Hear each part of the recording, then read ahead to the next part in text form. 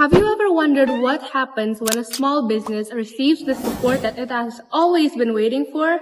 Like an entrepreneur receiving funding, a local business receiving more support, and also a family business that is given the chance for them to expand. But one question actually remains. Does access alone guarantee their growth? Because starting a business and growing a business are two different journeys entirely. Financing, on one hand, can help a business survive.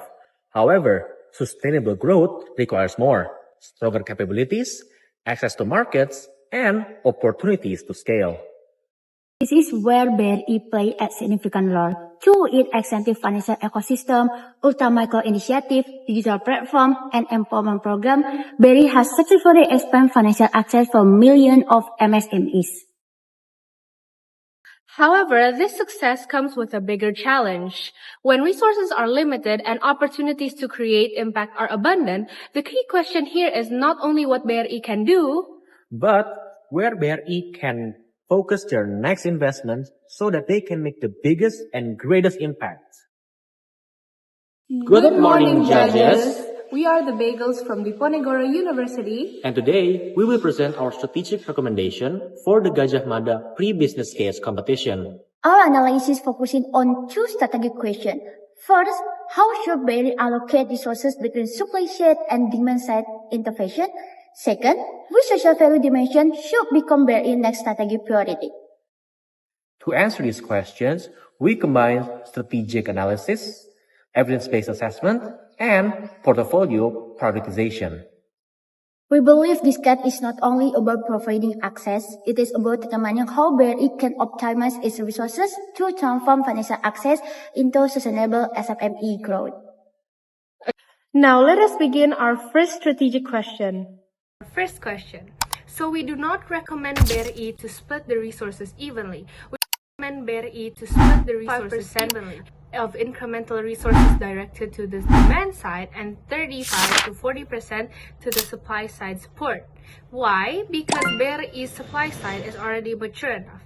They have 34.2 million borrowers served through one of the largest lending networks in the world. However, in the demand side, Link UMKM, Cluster Hidupku, BRI Lianpreneur that some of you might have not even heard of reach only a fraction of that base, so the next rupiah will work harder because the supply side is facing diminishing returns.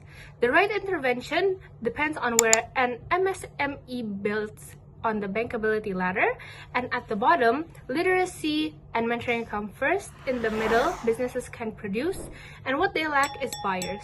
On the top, it's export market. Here's the insight that shaped our whole recommendation. The real constraint isn't money, it's Mantri's time. Let's put things in perspective, shall we?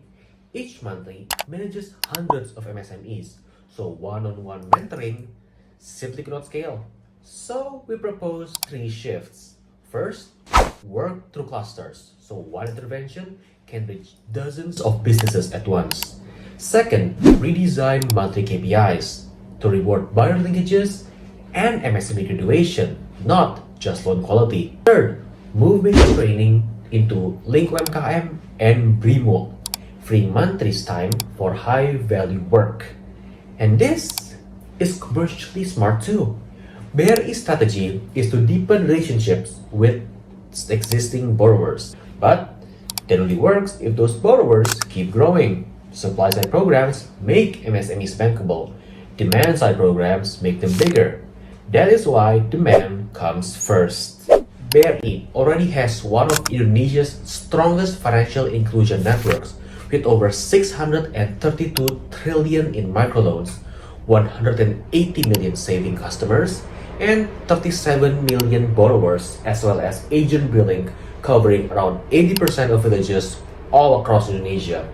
This means the challenge is no longer expanding access, but deciding where BRI should focus its next social value investment.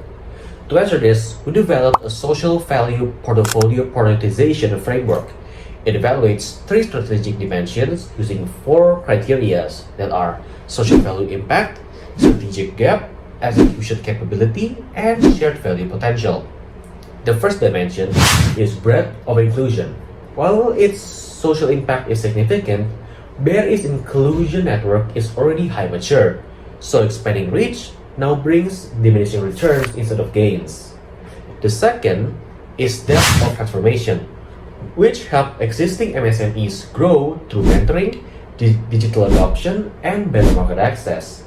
This is where the largest opportunity remains because many MSMEs have entered BRI's ecosystem but have not yet progressed to higher capacity. Third dimension is village resilience, represented by programs such as Desa Brilliant, while this initiative strengthens village ecosystem and continues to grow.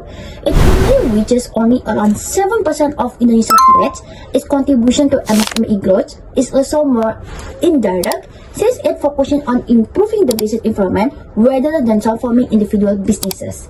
This is reflected in our week showing the depth of transformation rate the highest with a score of 4.6, followed by breadth of inclusion at 3.9, while the village resilience scored 3.8.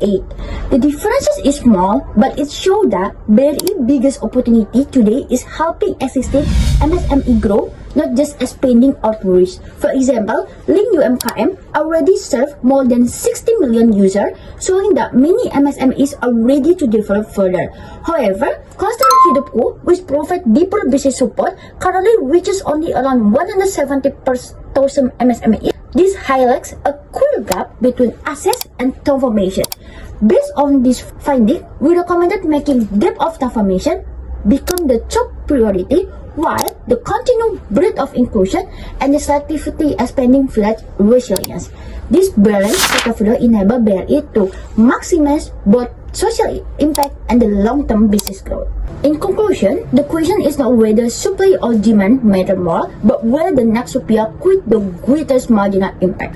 Our analysis is show that BRI supply side foundation is already well established, while the demand side intervention remains the key bottleneck preventing MSMEs from the tourist scaling. Therefore, we recommended allocating 60 to 65% of incremental resources to the demand side initiative, complemented by target supply side support based on its MSMEs red lines. This approach not only as nice for MSMEs, but also strengthens BRI long-term growth by transforming credit access into stable business expansion.